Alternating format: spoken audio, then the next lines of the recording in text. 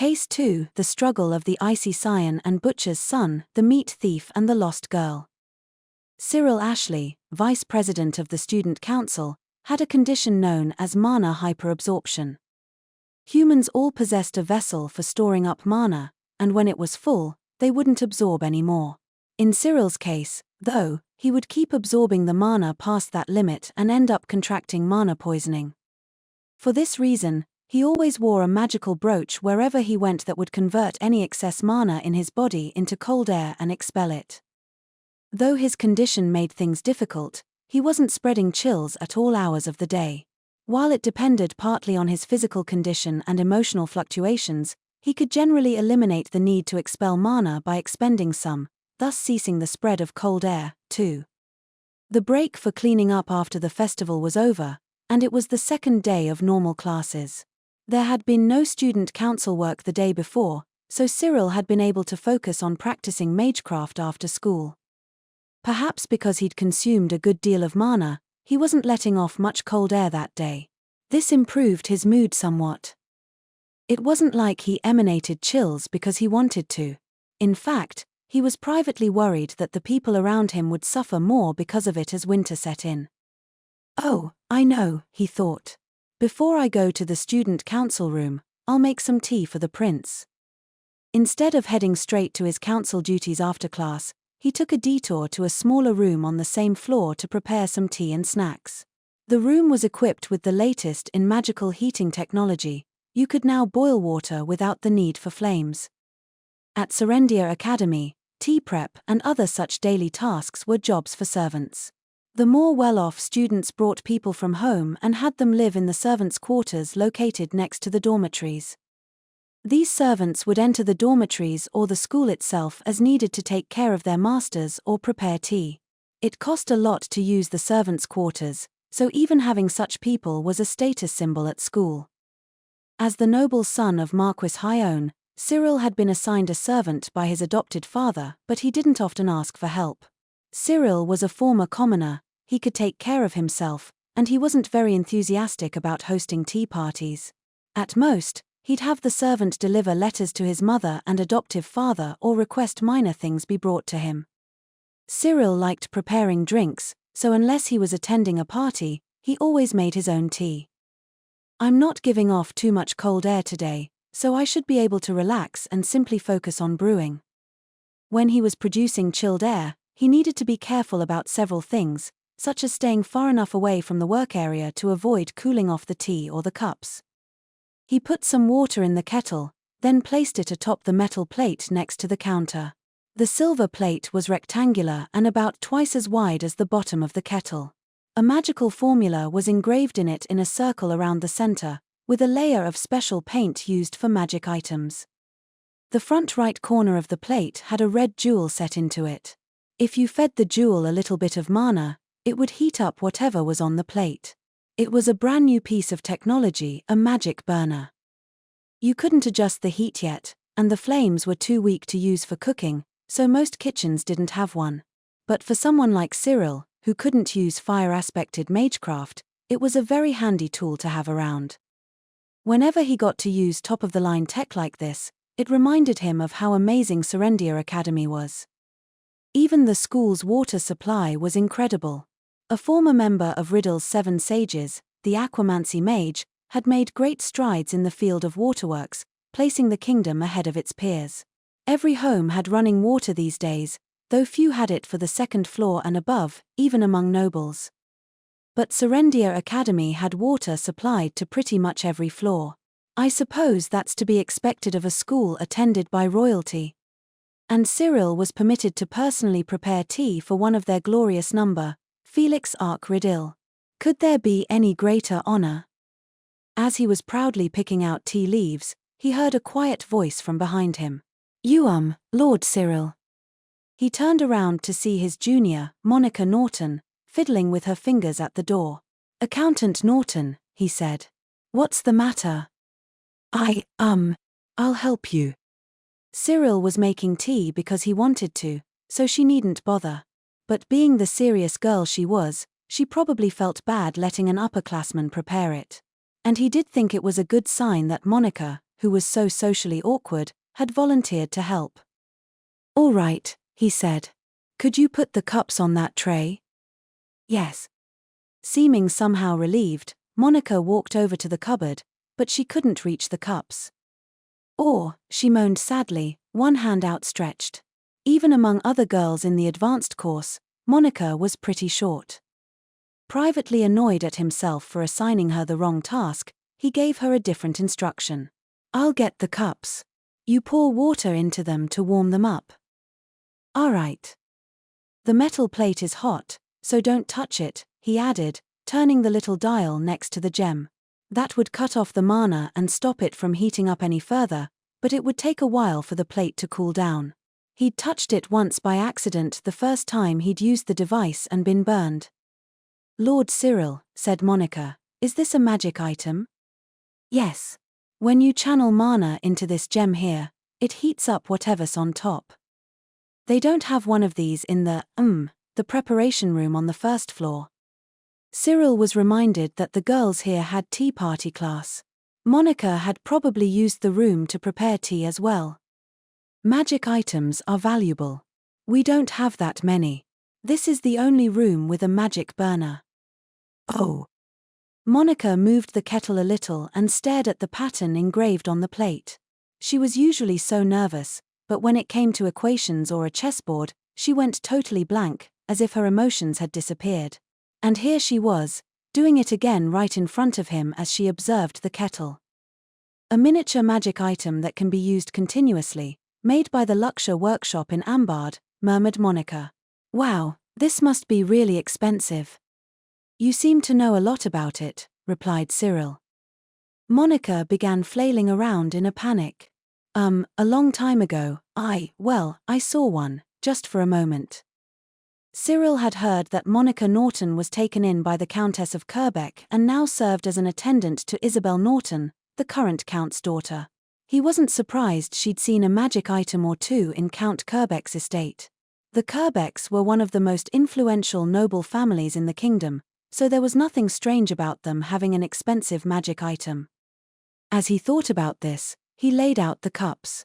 Just then, Elliot Howard, one of the student council secretaries, poked his head in from the hallway. "Oh, there you are. Hey, Cyril," he called. "You should get to the kitchen. It's kind of urgent." "Did something happen?" Cyril asked. He was often called upon in situations that required ice magecraft, like fires. He privately tensed. But Elliot didn't seem very nervous. He answered smoothly, "There's a student who caused some trouble. I think you know him." Then, as if just remembering something, he looked at Monica. "Oh, and you might want to go with him, Lady Norton." "Is it someone that I know, too?" Elliot nodded and told them the student's name. "I'm telling you, I'm innocent." There, in the kitchen, surrounded by clearly troubled cooks, second-year transfer student Glenn Dudley was making a fuss, a loud one. Though Cyril was in a different grade than him, he'd ended up teaching the boy how to dance while helping Monica for her class. Ever since, they'd been running into each other with uncanny frequency. After arriving at the kitchen with Monica, Cyril excused himself and took a look around. "I'm on the student council," he told the staff. "I hear Glenn Dudley is causing some kind of trouble." Glenn's worried expression immediately brightened. "Vice President Monica," he shouted, waving at them. Monica, having hidden herself behind Cyril, peeked out and nervously said, Glenn, what happened?" "Well, everyone's saying I sneaked into the kitchen to steal a snack," he explained sulkily. He brushed back his dirty blonde hair and glanced around at all the cooks encircling him. None of them appeared openly hostile. If anything, they just seemed upset. The most senior among them, a big man who served as head chef, looked at Glenn with worry. "We want to believe you," he said. "But the situation being what it is, well." The son of a butcher, Glenn was in the kitchen fairly often. Apparently, he'd been receiving extra food and helping them develop new meat-based recipes. He and the staff were on such good terms that Glenn's family had even provided meat for the festival. That might not be proper behavior for a Serendia student, but perhaps because of Glenn's friendly attitude, those working in the kitchen were quite fond of him. That was why, now that he was suspected of food snatching, the chefs weren't sure what to believe. Cyril nodded, then asked the head chef, "Could you tell me the details?" "Yes, sir. It happened yesterday morning. One of our cooks was preparing some bone-in meat over there." He pointed to an oven and workstation near the back of the kitchen. Next to the oven was a brick wall to keep the heat away from the counter, making the area impossible to see from most of the other workstations. He removed the cooked meat from the oven to let it cool, the chef continued. "They were bone-in pieces, about the size of my fist, 20 of them, I'd say. And in the 15 minutes they were sitting there, all of them were eaten. Only the bones were left." Cyril listened to this, his arms folded over his chest. Then he exhaled through his nose. An impossible crime. Nobody could eat 20 pieces of chicken straight out of the oven in just 15 minutes. "What? I could do that easy," insisted Glenn. "You mean you can't, VP?" Cyril fell silent. His tongue burned easily, and he was generally a light eater. If they were pieces of bone-in meat the size of an adult's fist, he was sure just 2 of them would have filled him up. He cleared his throat, then pressed a little further. "How did you decide this student was the prime suspect?" "Well, if someone other than a cook had come through the door, it would have been noticed. But over by that oven, there's a high window." As the man said, there was indeed a small window high up on the wall near the oven. It was even higher than Cyril was tall, in fact. The kitchen was on the first floor, but if you wanted to get in from the window in question, you'd need a step stool. "I see. Flight magecraft," Cyril mused. Flight magecraft was extremely hard to use, even most high mags couldn't do it. Nor could Cyril. In fact, the only one at the academy who could was Glenn Dudley, a mage's apprentice. Though Cyril hadn't seen it personally, it was well known that Glenn had used the skill in front of a big audience during the school festival play. He drummed his arm with his fingertips, summarizing his thoughts. "It's highly likely the culprit used flight magecraft to get in through the window. And the only one at the school who could do such a thing is Glenn. He also loves to eat meat and has a huge appetite. And so he checks all the boxes." "I see." But without any clear proof, it was too soon to accuse him. In Cyril's opinion, they needed to investigate the matter a little more thoroughly. "You said the crime was carried out before noon. Do you remember what time it was, exactly?" "Oh, well," said the chef. "It was right during elective classes." Then if Glenn was in class, he has an alibi. Cyril had been in advanced practical magecraft at that time the previous day. Glenn would have been in his own elective, the lower level of practical magecraft. If they checked with his teacher and found out where he was, they could prove Glenn didn't do it. Cyril sighed in relief. It looked like he'd be able to prove his underclassman's innocence, after all. But then Glenn made an uncomfortable face. "Actually, I'd left a smoker I made on the other side of that window, and..." Cyril wanted to yell, "Why would you bring that to school?" but managed to hold himself back. He had a sinking feeling that what the boy said next would only make him want to yell even more. And he was exactly right. "I was smoking a ham yesterday," explained Glenn, "and I started to worry it wasn't ventilated well enough, so I kind of hopped over here with flight magecraft during my elective." "So you sneaked out of class to check on the smoker outside this window," said Cyril. Cringing, Glenn nodded. His big body suddenly seemed very small. "What did you go and do that for?" Cyril yelled. "Of course they all think you stole the meat. How was I supposed to know there was a crime going on? If you were serious about your classes, this wouldn't have happened. I hope this makes you rethink some of your decisions." Cyril's mana hyperabsorption syndrome tended to worsen the higher his emotions ran. Now was one of those times. A chilly air began to drift around them as if to mark the vice president's anger. A few nearby rubbed their arms, and Monica sneezed. Whether because of the scolding or the cold, Glenn sniffled, tears in his eyes. "I'm sorry I skipped out on class, but I really didn't take any food. Honest." Cyril's brow creased deeply as he paused to think. Glenn was a headache-inducing problem child to be sure, but though he was always running in the hallway, wearing his uniform improperly, and cutting class, Cyril knew he wasn't a bad person. Most importantly, he was a terrible liar. If he'd really grabbed that meat, he would have been acting far more suspiciously. "Can you swear that you didn't steal the food?" Cyril asked him. "Yes, I swear. I swear to God I never took any food," cried Glenn. "Would you swear it before the prince himself?" "Of course." "That's enough, then." The cooks nearby looked on, murmuring "Are you sure?" but Cyril didn't hear them. Instead, he leaned backward, puffed out his chest, and declared, "If you can swear with all your heart in front of the prince, then I will do my utmost to prove you're innocent." In his moment of despair, suspected of a crime by the kitchen staff he'd gotten to know so well, Glenn was reminded of his master Louis Miller's words. "Listen to me, Glenn. You are young, and many difficulties still lie ahead of you.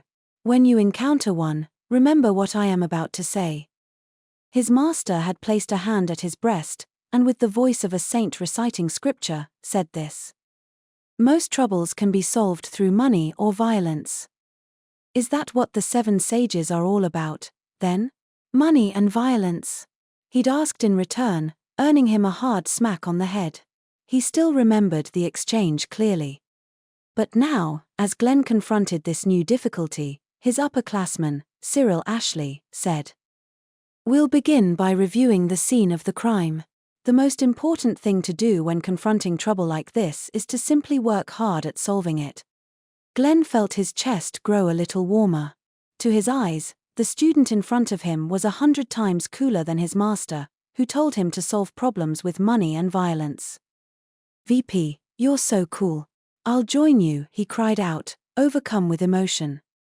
Cyril widened his eyes slightly, then he sighed and grinned. "With me, then, Glenn Dudley." "Yes, sir." Already, his master's dubious advice had disappeared from Glenn's mind without a trace. As they began to reinvestigate the scene of the crime, the silent witch, Monica Everett, was privately panicking. Wait. No, I think I know who did it."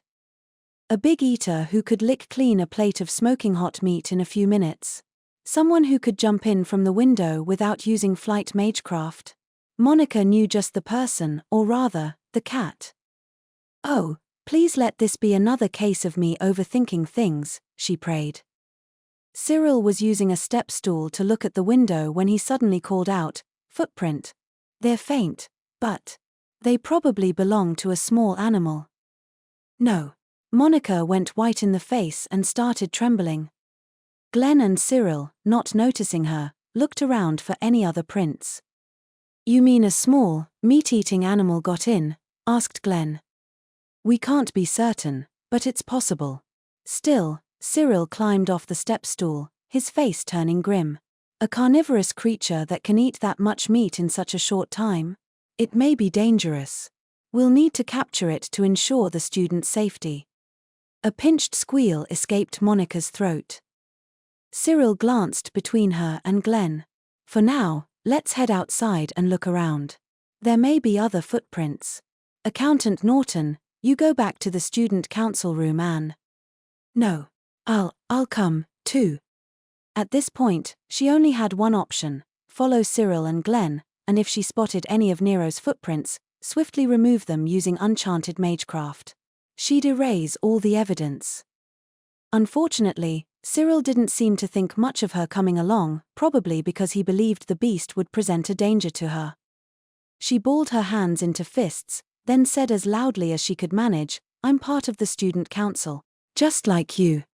"I see," said Cyril at last, filled with emotion at his junior's display of personal growth. Then he turned to head outside, the hem of his shirt fluttering gallantly. "Then let us be off, Accountant Norton, Glenn Dudley." "Yeffa." "Yes, sir." Monica and the others went out and looped around the school building. They came to the spot just outside the kitchen where the Dine and Dasher had gone in through the window. By the wall was a large metal box about as tall as Monica. "What's this?" she asked, tilting her head in confusion at the unfamiliar item. With pride in his voice, Glenn exclaimed, "It's my homemade smoker. I put it together with scrap wood. I'm actually in the middle of making some improvements, Anne. You do know that this is a school, for the sacred purpose of learning, right?" demanded Cyril in a low tone, glaring at him. Monica began to feel cold air drift over from beside her. This was the chill that came 3 steps before an outburst. Frantic, she looked between the 2 boys. Glenn opened the smoker's lid. "Ah," he cried. "The ham I hung here is gone." There was a hook dangling from the top of the tall smoker. "Apparently, you were meant to hang meat from it." Seeing the contraption empty, Cyril frowned. "The fire is out, too. Do you leave the ham in there after dousing the flames?" "It depends on what kind of meat you're cooking. But in general, letting it get some air and dry out makes it taste better than eating it right out of the smoker." According to Glenn, he'd doused the flames that morning and left the ham to air out. That meant it had disappeared sometime afterward. Cyril bent down and inspected the ground. Small prints next to the smoker, too. "Looks like they lead into the woods. The animal must be hiding somewhere in there." Ah! Monica didn't know what to do. Where was Nero right now? If Cyril found him munching on the ham in the woods, it would be no laughing matter. "Let's follow and check for more traces," said Cyril. "Yes, sir," replied Glenn. Cyril headed for the trees with big strides, and Glenn followed suit. Monica trotted along after them, trying to think of how she'd cover up Nero's tracks. The woods around Serendia Academy were used for classes on horseback riding and practical magecraft, among other things. Excluding one dangerous area, students were generally allowed to come and go as they pleased. Not many did outside of class time, though. Pretty much the only people there after school hours belonged to the riding club or the magic battle club. As Monica and the others ventured into the woods, they spotted members of the latter practicing their offensive magecraft. Magecraft was part of every noble's general education. The academy had even more facilities for teaching it than Monica had originally thought. For example, some libraries didn't have any grimoires or books on the subject, but Serendia academies had quite a few. Handling the barriers used for magic battles was difficult. Maintaining them required at least 2 mags, plus a suitable area and magic items. You couldn't stage battles like this just anywhere. To be honest, Monica had never expected to see such activities at Serendia. When she had, she'd been privately surprised. Ashley. The boy leading the Magic Battle Club's activities noticed them and called out. He was tall with yellowish blonde hair. His bright eyes were orange like the sky at sunset. This was the Magic Battle Club's president, Byron Garrett, who, when facing off against Cyril during class the previous day, had failed at quick chanting and lost to him handily. Byron trotted over to them, seeming somehow restless as he spoke to Cyril. "It's not every day you show up at our club. I know you want to have another round with me, right?" "Right. I know I'm right. I'll make preparations for an official duel." "I'm on student council business," Cyril interrupted. "That can wait." "Oh. Well, can't argue with that. I'll talk to you about it tomorrow and then submit paperwork for the duel." Byron backed down surprisingly easily. He was quick-tempered but earnest. In Monica's subjective opinion, the students at Serendia Academy were far better mannered than those at Minerva's. "Back there, my upperclassmen would drag me out to the magic battle arena whether I liked it or not." Monica grew dejected, reminded of days gone by. Byron stroked his stern, sharp jaw and asked, "What is the student council doing in this neck of the woods?" "We're investigating a possibly dangerous carnivorous beast that may have fled here," explained Cyril. "Any ideas?" The tall boy frowned in thought but then shook his head. "No, not a one." "I see," said Cyril. "If you spot any animals like that, let me know." "Will do." After this short exchange, Cyril moved on. Then, as they walked, he seemed to remember something and looked at Glenn. "You are a mage's apprentice, yes, Glenn Dudley? Not interested in honing your combat skills in the Magic Battle Club?" Cyril must have noticed Glenn's interest in the club's activities. The latter was still glancing back at Byron and the others even now, but at the vice president's words, he faced forward and scratched his head uncomfortably. Magic battles, They don't conjure up very good memories for me, but maybe one day. I see. Well, I won't insist. Glenn was the barrier mage Louis Miller's pupil. Despite being the man's colleague, Monica didn't know what had brought about the arrangement. Mr. Louis doesn't seem like the type of person to go out and find a pupil. I wonder if he had some special reason, thought Monica. Meanwhile, Glenn slowed his pace somewhat. Normally, the young man had a long, energetic gait. Now, though, his stride had shortened so that even the petite Monica could catch up. Why are you studying magecraft, VP? He asked. To help my father. The reply was immediate, and Cyril kept his eyes forward, not even turning around. Glenn grinned wryly. The smile wasn't typical of the endlessly cheery boy, it looked like he'd just swallowed something bitter. Anyone who can answer that quickly is super cool in my book. I'm an apprentice, but I'm still not really sure why I'm doing it. Those words hit close to home for Monica. She was the same. She hadn't had any clear goal in mind when she began studying magecraft. She just didn't want to be a nuisance to her adoptive mother. While Monica had turned out to have a natural aptitude, learned enchanted magecraft, and become one of the 7 sages, she had accomplished all of it without any larger goals in mind. She'd continued to drift along life's currents, and the next thing she knew, that was who she was. It wasn't something she was very proud of. As Monica thought, Cyril spoke again, still facing forward. Even if you don't have a goal right now, you might one day. And then all the skill and knowledge you've acquired will help. Glenn Dudley, you can use flight magecraft, right? Yes, sir. That's no easy feat, it requires a lot of practice, and such practice comes with scrapes and bruises. You must have learned it through a lot of hard work. Why can't you be proud of that? His words came as a tiny shock to Monica. She had no goal, she was simply being pulled along, always looking down. Would the day ever come when she could feel proud? I hope so, she thought, suddenly surprised at herself. Such an idea would never have occurred to her back when she'd spent the days holed up in her cabin. She was astonished at how much she'd changed. It seemed Cyril's comment had also affected Glenn. I get told a lot that I still have a long way to go, he said. Then improve yourself until you can be proud of what you've accomplished, Cyril replied. It was very like Cyril to say that. Glenn's eyebrows lowered into a gentle smile. Heh. He widened his gait a little to catch up with Monica, then whispered in her ear, Man, the VP is really cool, huh? Monica looked up and flashed him a small smile. Yes, she said with a nod. As the two of them walked after Cyril, Monica watched him from behind. He was pretty slender for a man. Delicate, even. How was it that he came across as so dependable? A moment later, Cyril's reassuring figure suddenly disappeared with a loud rustle. Gaia! Lord Cyril? VP. Knew. It seemed he'd tripped and tumbled down the hill. It wasn't a cliff, but it was still pretty steep.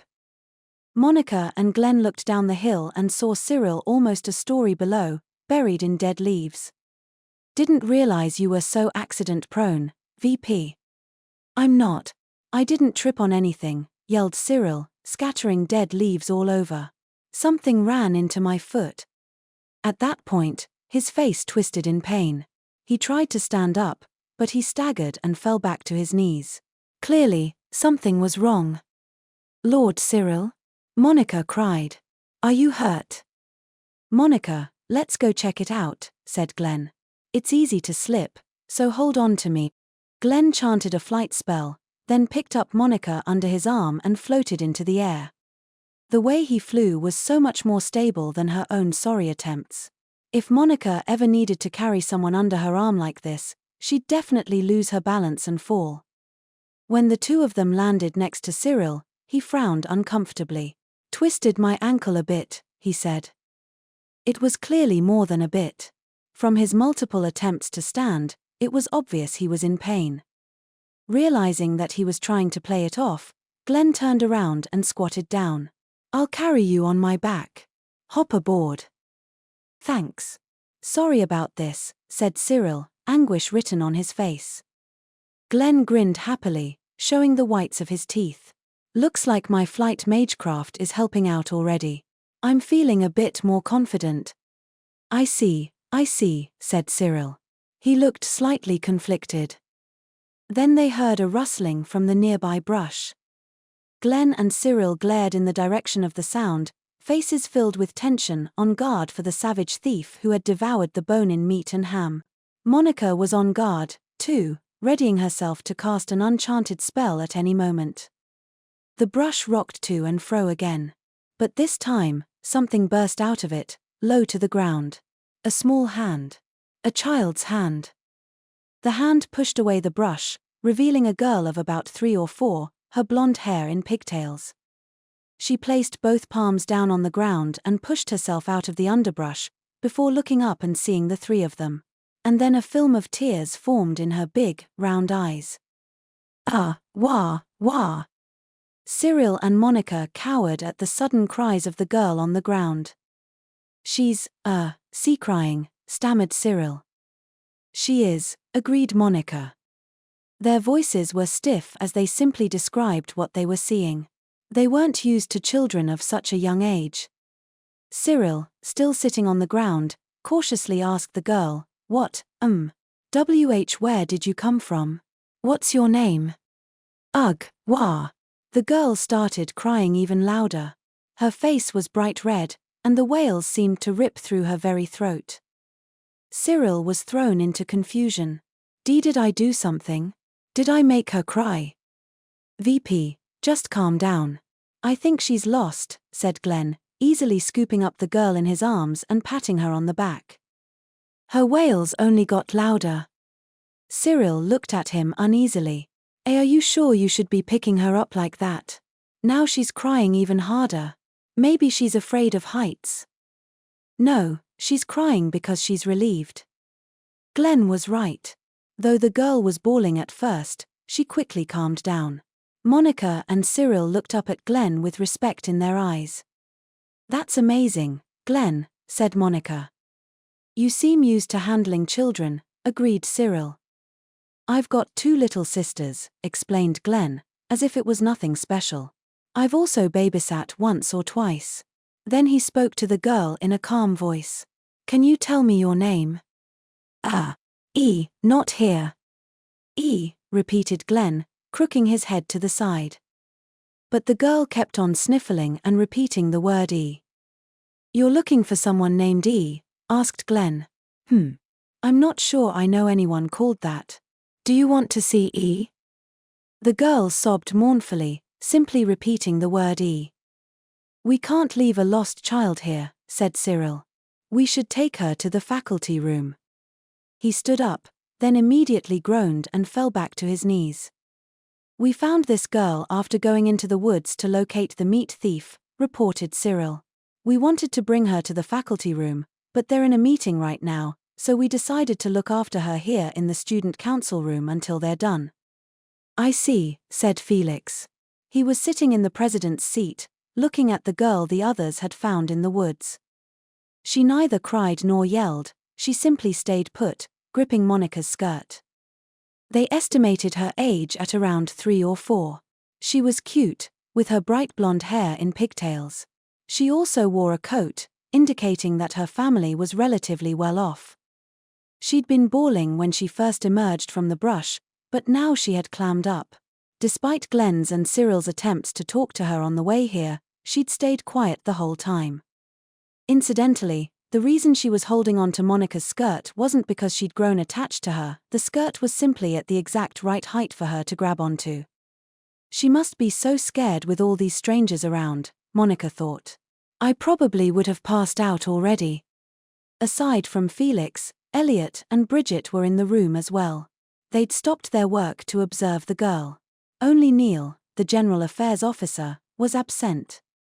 Right, so, Elliot rested his cheek on his hand, narrowing his droopy eyes in exasperation. Why are you being carried around and not the girl? I was injured while investigating in the woods. Really? And so you had an underclassman give you a piggyback ride? Said underclassman being the prime suspect in the meat theft, no less. Elliot was being openly malicious. Cyril and Glenn shot him sulky looks. Rank was everything to Elliot, so he didn't think very highly of commoners attending Serendia Academy. To him, Glenn, who never acted remotely like a noble, was a particular eyesore. He scoffed and opened his mouth to speak. He was probably a moment away from saying something mean, but before that could happen, Felix interrupted. The faculty meeting should wrap up in 30 minutes or so. I think the student council is more than capable of showing our little guest hospitality until then. The prince's calm deflection earned a snort from Elliot. Babysitting isn't our job, he objected. We should just call a servant. Cyril glared at him. While Elliot considered rank to be most important, in Cyril's mind, the prince was paramount. Elliot had disagreed with Felix, so Cyril addressed him in a sharp tone. The meeting will be over in 30 minutes. It's not much time. We should be the ones to handle it. Really, said Elliot. Then I hope you do a good job babysitting. Oh, but our great and powerful vice president is already getting a piggyback ride, isn't he? Veins appeared on Cyril's temples as chilly air began to waft around him. Glenn, who was still carrying him on his back, cried out. VP, it's cold. That's really cold. You're gonna freeze me. Sorry. You can let me down now. Cyril climbed off the boy's back, then took a seat. They'd treated his injury already, but standing up was still causing him significant pain. Next, he turned to the girl holding on to Monica's skirt and said, My name is Cyril Ashley. I'm the vice president of the student council here at Serendia Academy. Can you tell us your name? Or how old you are? Or the name of your guardian? Cyril's face grew more and more stiff while the girl's expression became increasingly clouded. Elliot sniffed in exasperation. Now you're just interrogating her. What else would you have me say? I don't know. Something a kid might like to hear? Abruptly, as though he'd come up with an idea, Elliot looked at Monica with a mean-spirited grin. Perhaps the little squirrel has babysitting experience. Heh. You're both children, after all. I, for one, think you'd get along great. Elliot looked between the young girl and Monica, still grinning. He was teasing her for looking younger than her age. I'll be 17 next month, she objected weakly as she thought about what he'd said. She didn't have any babysitting experience. But she did want to help as a member of the student council. Something a child would like to hear. Something fun. Fun. I know. Old Man Sam's pigs. Monica was sure that would be fun. So, balling her hands into fists, she began to speak rapidly. I can, explain the proof for the periodic nature of remainders in the numerical sequence used in Old Man Sam's pig. A stunned silence filled the room. Monica gave a proud harumph and declared, I am positive she will enjoy it. Glenn had a big heart and almost never pointed out the faults of others, but this time he made an exception. Monica, wouldn't it be better to just sing the song normally? Oof, I'm not so good at singing, so if it's just the numerical sequence, I can recite it forever. But singing in tune, I can't really do that. This'll never work, mumbled Elliot, shaking his head. Perhaps affected by the uneasy mood around her, the girl's face clouded to the point where she was just barely holding back tears. Elliot grimaced, then looked to Bridget for help. You have a little sister, right? At this point, anyone would do. Bridget responded, never stopping her work. Yes, one I only talk to a few times a year. It seemed they weren't on good terms. Elliot put a hand to his forehead and looked at the ceiling.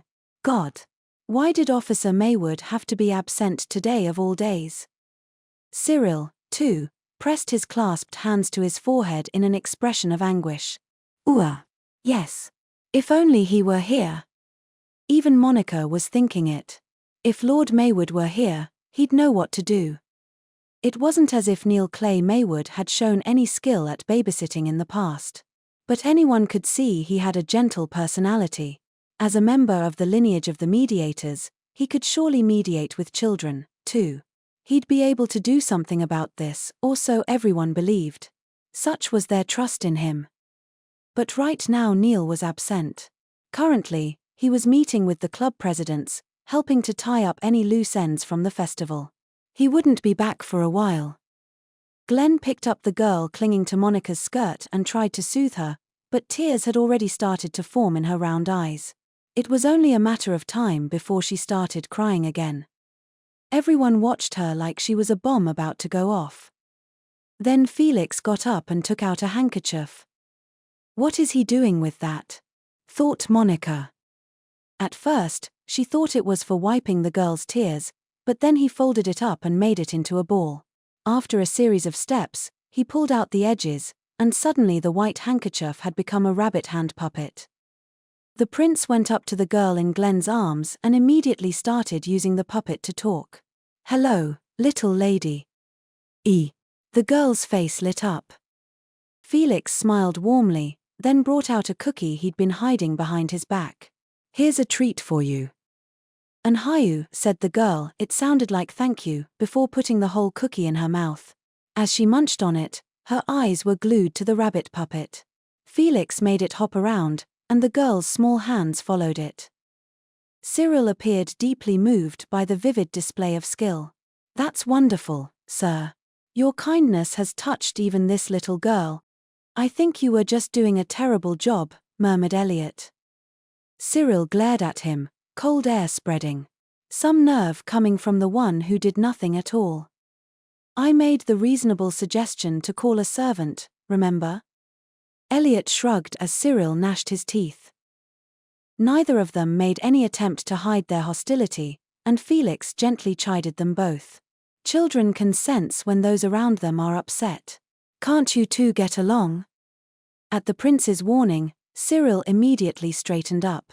He then looked Elliot dead in the eye with a serious expression and said, "Prince's orders.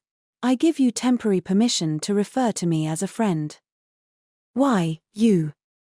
Held in Glenn's arms and pacified by Felix, the girl began to nod off after eating 3 cookies. Glenn sat on the couch with her and rubbed her back. The girl pressed her cheek to his shoulder, her right hand reaching out for something. As she groped, Felix put the rabbit puppet he'd made from his handkerchief into her hand. She then put its ear in her mouth and, appearing relieved, began to breathe softly. "Is she asleep?" "She's asleep, right?" said Elliot quietly to Cyril. "Yeah. Looks like it," Cyril replied to his temporary friend before they both put their heads down on their desks. Despite the exhaustion on their faces, they hadn't done much. It had been Glenn and Felix who had kept the girl happy until she went to sleep. Elliot and Cyril and Monica, too, had merely watched with bated breath. Bridget, however, had maintained her aloof attitude the whole time and continued drafting paperwork. Now finished, she picked up the pile of it and stood. "The faculty meeting should be ending soon," she said. "I need to submit these documents, so I'll talk to one of the teachers about her." "Oh," said Felix. "I was planning to go there myself." Bridget shook her head. "You have a meeting after this, don't you? About the Academy Bazaar next week." "Ah yes. In that case, thank you," he replied with a soft smile. Bridget narrowed her amber eyes at the rabbit puppet in the girl's hand. Since it was made from a handkerchief, it had started to come apart a little, but it still looked like a rabbit.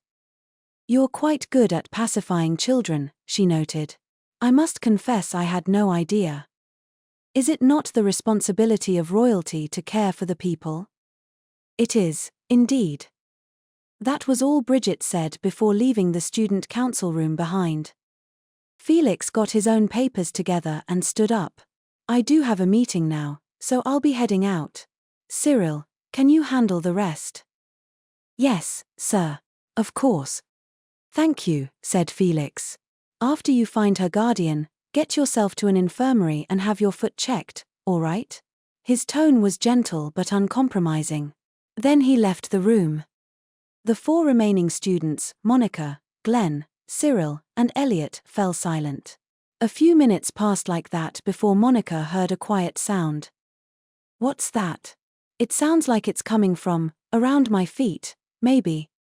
It resembled the sounds Nero made when he walked on her bed, that of a small creature moving about atop fabric. The others seemed to notice it, too. They all had their eyes on the floor. Cyril was the first one to realize what was making the sound. "A rabbit," he said. Following his gaze, Monica saw a rabbit with white fur underneath the table. Not one made from a handkerchief, but an actual rabbit. "Wait, what's a rabbit doing in here?" asked Elliot, frowning suspiciously. Everyone watched as the creature jumped out from beneath the table and rammed into Cyril's left foot, the one he had sprained, as he sat in his chair. "Goo!" he groaned. Perhaps out of consideration for the sleeping girl, he covered his mouth with his hand, though his face twisted in pain as he looked down at the animal. "That felt like... Wait, were you the one that struck me in the woods?" Monica then remembered Cyril's insistence after he'd fallen down the hill that something had hit him in the leg. It wasn't strange for a rabbit to be wandering around the forest, but the student council room was on the 4th floor.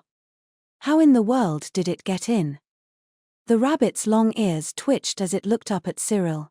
Eventually, it deftly jumped right into his lap. Cyril jolted. Was it Monica's imagination, or were his lips, usually sharply pursed, now a bit more unsteady? "What's a rabbit doing up here?" he wondered aloud, swiftly removing his gloves and petting the rabbit's back. Happiness was clear on his face as he stroked its fluffy fur. Glenn adjusted the sleeping girl in his arms and grinned. "Capture it, VP. I'll strangle it and dress it real nice." Cyril opened his eyes wide and stared at Glenn. The butcher's son began to eagerly explain. "When you wring a rabbit's neck, you have to chill it right away. But we can just have you do that, VP. It's perfect." With a face devoid of all expression, Cyril picked up the rabbit, then set it gently down on the floor. It quickly dashed away, escaping into the hallway through a small gap in the door. "What did you let it go for?" demanded Glenn. "My hand slipped," said Cyril, obviously lying. Monica watched the two of them and hesitantly stammered, try to keep it down, or..." The two of them suddenly stopped cold and looked at the girl. Thankfully, she was still asleep. As the entire group breathed a sigh of relief, a short elderly man in a robe peeked around the door the rabbit had just left through. It was Professor McRagan, teacher of fundamental magecraft, his eyes and mouth eternally buried under his snow-white eyebrows, beard, and mustache. "I'm sorry for barging in," he said. "I heard from Miss Graham that my granddaughter is here." McRagan didn't have the best vision, and he used his staff to poke around as he approached the sofa. Once there, he took a close look at the face of the girl in Glenn's arms. "Ah yes, that's Lucille, all right," he said. "She's been staying near the academy since yesterday. Visiting me, you see. She must have become separated from her parents. Were you all looking after her? Thank you kindly." Elliot, who had in no way contributed to the babysitting, immediately put on a face that made it look like he'd done it all. "Yes, Professor McRagan. I'm sure Miss Lucille's parents must be worried. Are you able to contact them?" "I am," he responded. "Well, my son, he's a mage, and he always keeps a mid-level spirit at her side. I can have the spirit send him a message. It shouldn't take any time at all."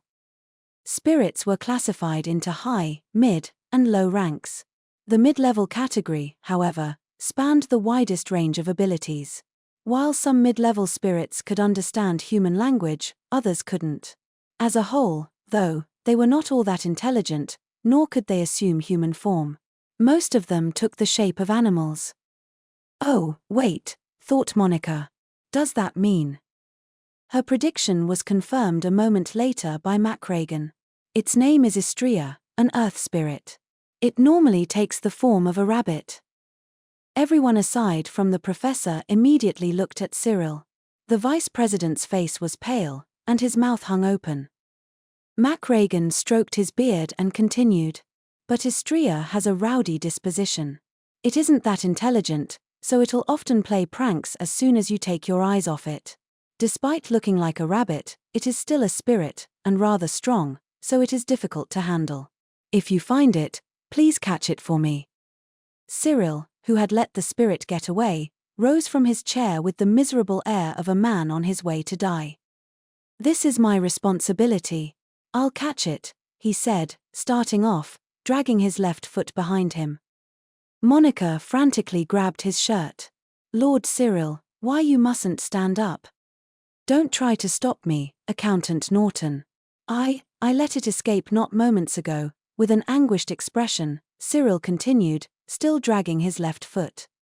Seeing this, Glenn laid Lucille down on the sofa and said, I'll go look for the spirit. Monica immediately raised a hand. I'll go, too. You stay here and rest, please. Cyril fell silent in the face of his junior's insistence. Eventually, he quietly muttered, Thank you. After exiting the student council room and heading into the hallway, Monica and Glenn decided to split up. I'll go right, said Glenn. You go left. If you find it, just call for me, and I'll fly right over. Okay. Monica nodded, then took off down the hall with thudding, awkward steps. Ordinarily, Cyril would scold her for running in the hallway, but this was an emergency. Just as she was about to turn the corner, a black cat jumped down from a hallway window. Heya, Monica. Seems like you've got a lot going on today, eh? Neeru, said Monica, squatting and glaring at him. Was that bone-in meat tasty? Yeah. Man, you really can't get anything better than the stuff with the bones.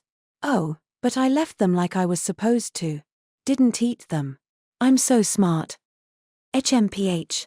Still squatting, Monica grabbed the cat's front paws and forced them all the way up. His soft feline body stretched into the air. Hey, what the heck are you doing? Glenn and Lord Cyril got in a lot of trouble because you ate that meat without asking. Nero. It had been a lot of trouble. Glenn had been suspected of stealing, and Cyril had fallen down and sprained his ankle. And it wasn't just the bone-in meat, either, was it? You ate Glenn's ham, too. Nero, still stretched out, tilted his head a little, seeming confused. Ham? What are you talking about? The ham hanging in the smoker. You ate that, too, didn't you? Heh. I may be a big eater, but I only took the bone-in meat. Heh. Just then, Nero's nose twitched, and he glanced at something behind Monica. I smell ham from over there. She then heard a sound like something being dragged. In utter disbelief, she turned around. There it was. The rabbit, or rather, the spirit Istria, was dragging the remains of the ham in its mouth. Nero's golden eyes grew large. Hey, is that a spirit? Guess they eat meat, too, huh? I've heard earth spirits enjoy the fruit of the land as offerings, but, apparently, for some spirits, that extended beyond grains and vegetables and included meat. Nero hissed to threaten it, but the rabbit ignored him and continued chowing down on the ham. Mph, said Nero. Not a very smart spirit, if you ask me. Doesn't even have much mana. That maid lady is way stronger. The maid lady Ryn was a high spirit. They were incomparably more powerful than mid-level spirits. But the latter still had a good amount of magical power. You couldn't let your guard down around one. Nero, go outside, said Monica. I don't want someone seeing you. Call me if you need anything. Okay. She nodded, letting the cat back out the window. The rabbit confidently continued ravaging the piece of ham as if to imply Monica presented no threat to it at all. Its round eyes were orange, a color never seen in wild rabbits. Though spirits could take on human and animal forms, they could never change their eye color. If I want to catch it, my best bet is to block off its escape. Without chanting, Monica cast a sealing barrier. Shining golden chains emerged all around the rabbit. Each chain was a series of small magical formulae. Seal. The chains contracted, but just as they were about to wrap around the rabbit, it jumped out of the way. The spirit could jump far better than a normal rabbit. It leaped clear onto Monica's head, where it started pulling on her hair with its front legs and front teeth. Oh, oh, oh. Wah. No, stop, she yelled. Monica, are you okay? She heard footsteps running toward her. It was Glenn, who had heard her scream. He tried to grab the rabbit, yanking her hair, but it used her head as a foothold to jump again. Then it bounced off Glenn's nose with its hind legs and landed back down on the ground. Arg! Glenn grunted, reeling backward. The rabbit picked up the ham off the floor with its mouth, then turned away from the two of them and exhaled. While it couldn't speak human language, judging by its behavior, it was clearly making fun of them. It seemed to think they couldn't lay a finger on it. Full of confidence, it began running down the hallway, ham stuffed into its mouth. So that's the meat thief. Ah, now I'm mad. I'll catch it and turn it into rabbit stew. Gee Glenn, it's not a rabbit, it's a spirit. He didn't seem to hear her, though. Rubbing his kicked nose, he quick-chanted a spell. Monica immediately cringed when she heard the incantation. It was an attack spell, one to make a fireball. Using fire magecraft indoors required very fine mana control. Glenn's fireballs were powerful, but his formulae were unstable and dangerous. It would have been one thing if they were outdoors, but indoors, he was liable to cause a disaster. Glenn. She wavered.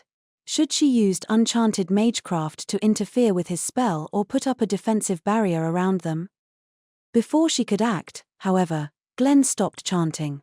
The fireball taking form in his hand dissipated with a whoosh of air. Crap, he said, smacking his cheek. As Monica looked at him wide-eyed, he grinned in embarrassment. Difficult situations call for plain old hard work, right? Right. Monica and Glenn exchanged glances and laughed, imagining Cyril saying those words, arms folded in front of his chest. I can't blow up the school, said Glenn. It'd cause trouble for the president and VP. Let's go after it the old-fashioned way. His face was full of enthusiasm as he rolled up his sleeves. Sure, but, Monica fidgeted as she made a suggestion. I have a plan to, lure Istria to us instead. Ham. In that case, I can go get some, and... Monica looked at him with a pained smile and shook her head. The spirit seemed to love ham, but there was something else spirits found even more attractive. I think the spirit got close to Lord Cyril, because he has a magic brooch. Spirits really like clumped-up mana. Cyril's mana hyperabsorption syndrome and the excess mana he emitted must have made him even more attractive. He'd probably seemed like an irresistible treat. Monica didn't want to be the one to tell Cyril that, though he'd looked so satisfied with the rabbit in his lap. Then should we borrow his brooch? Asked Glenn. No, then we'd just be bothering him.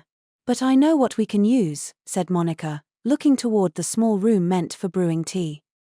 Istria, the earth spirit turned bunny, was sitting in one corner of the hallway, having its fill of ham. Spirits needed a supply of highly pure mana to remain active for long periods of time. While the world had been filled with it long ago, now there were only so many regions spirits could inhabit. To broaden their area of activity, spirits began forming contracts with human mags, who would supply them with a stable source of pure mana. Istria was one such example. Unlike high spirits, however, Istria, as a mid-level spirit, couldn't stay apart from its contractor for very long. Having been separated for a while now, it had already lost over half the mana composing its body. It had recovered somewhat by ingesting meat, a fruit of the land, but a direct supply of mana would have been preferable. In that sense, the silver-haired human it had seen in the forest was a convenient option. He was always exuding excess mana. He even wore a magic item, which was itself a mass of mana.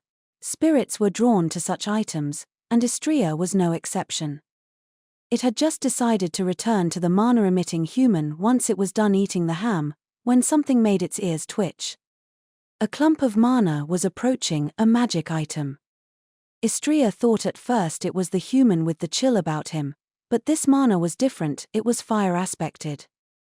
Raising its little head, Istria heard the sound of footsteps and saw a girl with braided light brown hair slowly coming closer. She gripped a small, silver plate in both hands, holding it out in front of her like a shield. A red gem was embedded in the plate, the source of the mana Istria had sensed. The silver plate was a magic item. Over here. The girl's timid expression tensed as she thrust the magic plate toward the spirit. Istria respected its contracted human, but it was still an animal, its brain programmed to steal what it could. Its animal instincts were telling it one thing, that the human in front of it was not very powerful. She'd used a sealing spell earlier, which meant she was a mage. But her physical abilities were extremely poor. In short, she was clumsy and slow. Istria hissed, then jumped for the magic plate. It wanted to steal the item away from the girl. The girl, clearly faint of heart, let out a frightened squeal but didn't let go of the plate. Now put your hands up, Monica. Right. As Istria clung to the silver plate, the girl lifted it into the air. A boy with dirty blonde hair, hidden behind the girl, came running out. Apparently, the girl with the magic item had been a decoy. The boy had his blazer off, and he unfolded it and wrapped it around Istria. Got it. Monica, that was sure smart of you. Using a magic burner to draw the thing's attention and all that. Hey. I only recently learned how to use it. Istria struggled inside the blazer, putting up one last vain show of resistance. As an earth spirit, Istria could control earth and sand to an extent. Indoors, this ability was limited, but fortunately, a nearby window was open. It decided to call some sand inside to momentarily blind its captors. But the sand was quickly caught by a strong gust of wind. And not just any wind. It was magecraft, extremely precise and powerful. As Istria peeked through a gap in the blazer, it noticed the girl with the light brown hair was staring straight at it with no emotion on her face. She put her index finger to her lips and said quietly, "None of that, now." Istria understood instinctually that it was not the most powerful one in the room. That honor belonged to this human, the one who could use advanced magecraft without even chanting. Cyril had his head down on his desk, cradling it with both hands. The color had drained from his face. Not only did I get hurt and force an underclassman to carry me, now I'm having two of them fix a mistake I made. He deeply regretted not realizing the rabbit was a spirit and letting it run away. And all because he'd trusted its warm, fuzzy coat. He would have loved to go running after it right this instant, but putting even a little weight on his twisted left ankle made it cry out in pain. Thanks to the emergency treatment he'd received, he could manage a slow walk, but running would be difficult. As Cyril cursed his own helplessness, Elliot shot him a mean-spirited smirk. "At least you have underclassmen willing to clean up your messes, eh? I suppose fellow commoners have to look out for one another." That was a stab at all three of them, Glenn and Monica, who were obviously commoners, and Cyril, who used to be one. The personal dig angered him, but more than that, Elliot had just made fun of their underclassmen. Cyril's expression turned serious. "I won't have you insulting my juniors," he said. "Insult? I'm just telling the truth." As the two of them glared at each other, they heard a drowsy voice murmuring from the sofa. Macragan's granddaughter, Miss Lucille, had woken up. Cyril and Elliot looked away from each other and reined in the hostile air that had begun to arise between them. Lucille was sprawled on the sofa, looking sleepy, but when she noticed her grandfather, Mr. Macragan, sitting next to her, her face lit up. "Grandpa." "That's right, it's Grandpa," said the old man. "Did you come here by yourself, Lucille?" Lucille held up the rabbit-shaped handkerchief in her hands. Too. "I see. Istria was with you, too, Chem?" Finally, Cyril put two and two together. The E word the girl kept repeating referred to the rabbit, to Istria. Toddler speak was so difficult to understand. Macragan stopped playing with Lucille for a moment and looked up at Cyril. "On that note, what about the two who went searching for the spirit? Will they be all right?" "They're both my underclassmen," Cyril replied. I'm sure they will take responsibility and complete the task at hand. Though leaving the job to Monica and Glenn was risky, Cyril reminded himself that if he, their senior, didn't believe in them, who would? MacRagan turned down his eyes, hidden behind his white eyebrows, and muttered, "Are you sure about letting that Dudley boy loose?" The phrasing of MacRagan's question frightened Cyril a little, and he frowned.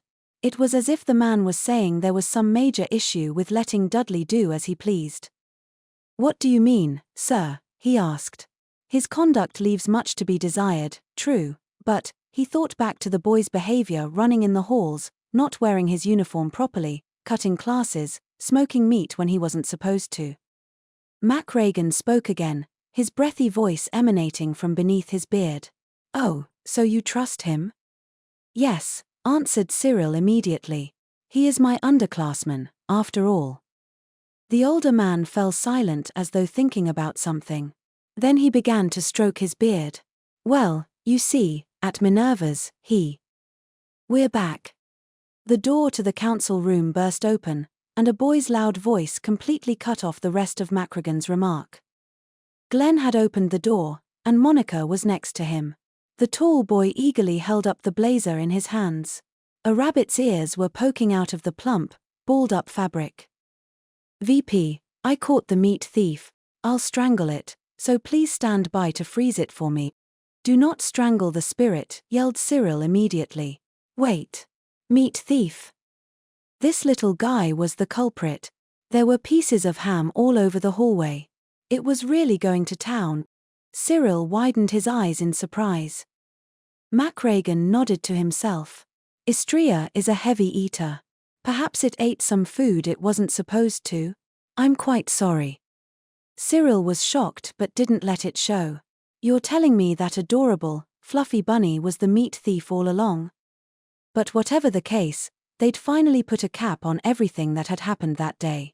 They'd located the lost girl's guardian, caught the runaway spirit, and learned the identity of the meat thief. As their upperclassmen, Cyril knew he had to praise Glenn and Monica for a job well done. But just as he opened his mouth, "Yikes!" Glenn cried out. The rabbit poked its head through a gap in Glenn's blazer and bit him on the wrist. The blazer fell to the floor, and the creature escaped. After glancing around, it launched itself toward Monica for some reason, biting her on the hand. "Gaia!" Monica yelped pathetically. Oh, teeth, that hurts. Stop, please. Why me? Please don't eat me." In desperate straits, the spirit had launched a last-ditch effort to do as much damage as it could to its most powerful enemy. But to Cyril and the others, it appeared to be attacking the weakest among them. Eventually, Elliot said what they were all thinking. "The little squirrel is being eaten by a rabbit." 10 minutes later, the rabbit was recaptured. Monica and Glenn, both covered in tooth marks, were sent along with Cyril to the infirmary. On one side was Monica, covered in bite marks, sobbing and whimpering. On the other was Glenn, his shoulder under Cyril's. The silver-haired boy was still dragging his foot. All told, though, they'd made it out in one piece. After watching them go, MacRagan said to himself, "I'm glad to see they have good friends and upperclassmen." "Grappa." His granddaughter looked up at him, Istria in her arms. "Oh, nothing," he said with a smile, leading the girl by the hand. "As long as the youth are growing up nice and healthy, all is well." The following afternoon, during the midday break, Cyril took a stroll through Serendia Academy's rear gardens. The previous day, they had tracked down the meat thief, sent the lost girl home, and captured the spirit. What an awful day that was.